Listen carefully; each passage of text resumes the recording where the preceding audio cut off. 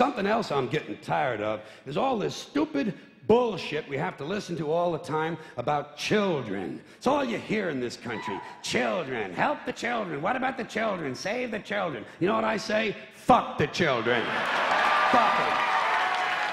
They're getting entirely too much attention. And I know what you're thinking. You say, Jesus, he's not going to attack children, is he? Yes, he is. He's going to attack children. And remember, this is Mr. Conductor talking. I know what I'm talking about. I know what I'm talking about.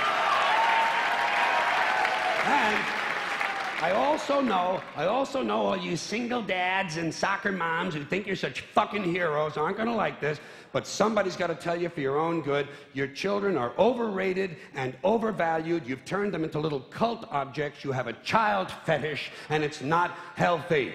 And don't give me that weak shit. Well, I love my children. Fuck you. Everybody loves their children. Doesn't make you special. John Wayne Gacy loved his children. Kept them all right out in the yard near the garage. That's not what I'm talking about. What I'm talking about is this constant, mindless yammering in the media, this neurotic fixation that somehow everything has to be revolved around children. It's completely out of balance. Listen, there are a couple of things about kids you have to remember. First of all, they're not all cute, okay? In fact, if you look at them close, some of them are rather unpleasant looking. And a lot of them don't smell too good either. The little ones in particular seem to have a kind of urine and sour milk combination or something. Stay with me on this. The sooner you face it, the better off you're going to be. Second premise, not all children are smart and clever. Got that? Kids are like any other group of people. A few winners, a whole lot of losers. There are a lot of loser kids out there who simply aren't going anywhere. And you can't save them all. You can't save them all. You got to let them go. You got to cut them loose. You got to stop overprotecting them because you're making them too soft. Today's kids are way too soft. For one thing, there's too much emphasis on safety. Child-proof medicine bottles and fireproof pajamas, child restraints and car seats and helmets, bicycles, skateboard, baseball helmets. Kids have to wear helmets now for everything but jerking off.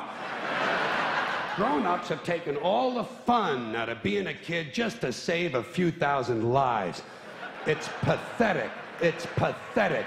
What's happening is, all right, what's happening, you know what it is? These baby boomers, these soft, fruity baby boomers, are raising an entire generation of soft, fruity kids who aren't even allowed to have hazardous toys, for Christ's sakes. Hazardous toys. Shit, whatever happened to natural selection? Survival of the fittest.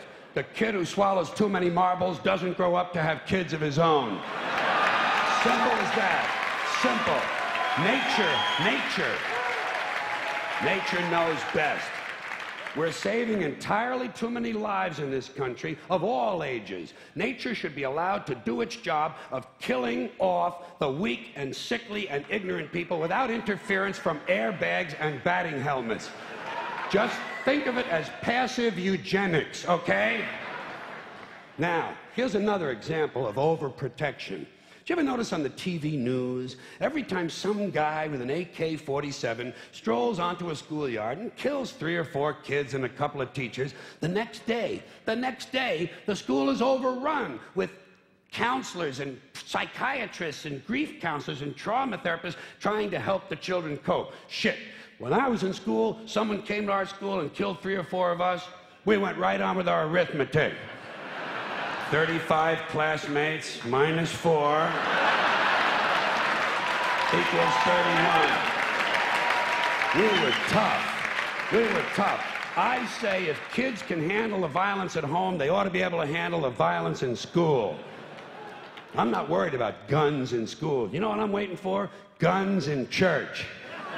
That's going to be a lot of fun. And it'll happen. You watch. Some nut will go fucking ape shit in the church, and they'll refer to him as a disgruntled worshiper. Here's another bunch of ignorant shit. School uniforms. Bad theory. The idea that if kids wear uniforms to school, it helps keep order. Don't these schools do enough damage making all these kids think alike? Now they're going to get them to look alike, too? And it's not a new idea. I first saw it in old newsreels from the 1930s, but it was hard to understand because the narration was in German.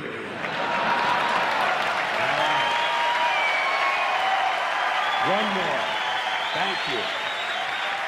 Thank you. One more item about children, and that is this superstitious nonsense that blames tobacco companies for kids who smoke. Listen, kids don't smoke because a camel in sunglasses tells them to. They smoke for the same reasons adults do, because it relieves anxiety and depression. And you'd be anxious and depressed, too, if you had to put up with these pathetic, insecure, striving, anal, yuppie parents who enroll you in college before you're old enough to know which side of the playpen smells the worst. And then they fill you full of Ritalin and drag you all over town in search of meaningless structure. Little League, Cub Scouts, swimming, soccer, karate, piano, bagpipes, watercolors, witchcraft, glass blowing, and dildo practice. They even have play dates, for Christ's sakes. Playing is now done by appointment. Whatever happened to you show me your wee-wee and I'll show you mine? Hey, no wonder kids smoke. It helps.